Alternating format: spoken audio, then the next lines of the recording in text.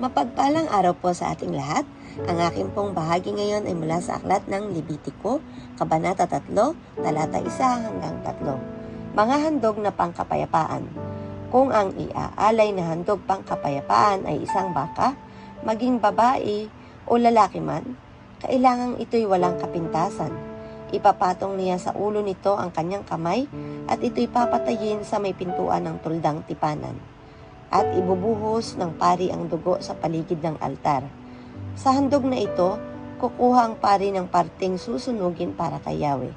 Kukunin niya ang tabang nakabalot sa laman loob at lahat ng taba nito. Amen. Pagpalang araw po sa ating lahat. Narito po ang aking daily devotion sa book of Levitico chapter 3 verse 4 to 6. Gayon din ang dalawang bato, ang taba sa balakang at ang tabang bumabalot sa atay.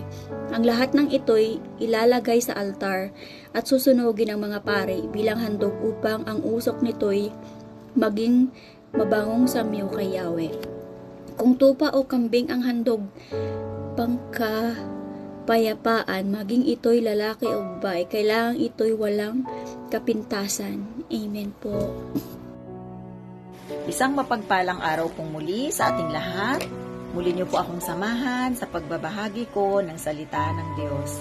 Sinasabi po dito sa 3 kabanata ng Levitico, versikulo 7 hanggang 9. Kung kordero naman ang handog, dadalhin niya ito sa harapan ko.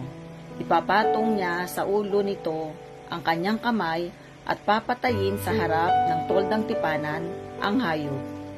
Ibubuhos ng mga saserdote ang dugo nito sa paligid ng dambana.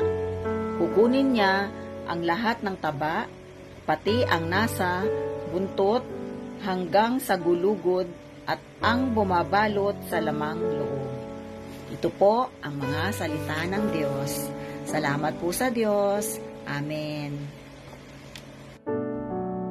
Ang aklat ng Levitico, Kabanata 3, versikulo 10 hanggang 13. Kukunin din niya ang dalawang bato, pati ang taba nito sa balakang at ang tabang bumabalot sa atay. Ang lahat ng ito ibibigay niya sa pari upang sunugin sa altar bilang pagkaing handog kay Yahweh. Kung kambing naman ang handog ng isang tao, ihaharap niya ito kay Yahweh. Ipapatok niya sa ulo nito ang kanyang kamay at ito'y papatahin sa harap ng toldang tipanan. Ibubuhos ng mga pari ang dugo nito sa paligid ng altar. Ito ang salita ng Diyos. Amen. Our devotion for today is from the book of Leviticus, chapter 3, verse 14 to 17. At ang ihahandog niya roon na kanyang alay na pinakahandog sa Panginoon, na pinaraan sa apoy ang tabang nakakatakip ng lamang loob, lahat ng tabang nasa ibabaw ng lamang loob. At ang dalawang bato at ang tabang nasa ibabaw na malapit sa mga balakang at ang lamad na nasa ibabaw ng atay ay aalisin niya na kalakip ng mga bato. At mga susunugin ng saserdote sa ibabaw ng dambana, pagkaingandog ng mga pinaraan sa apoy na pinakamasarap na amoy sa lahat ng tabae sa Panginoon. Magiging palatuntunan palagi sa buong panahon ng inyong lahi sa lahat ng inyong tahanan na hindi kayo kakain ng taba ni duguman. This is the word of the Lord. Amen.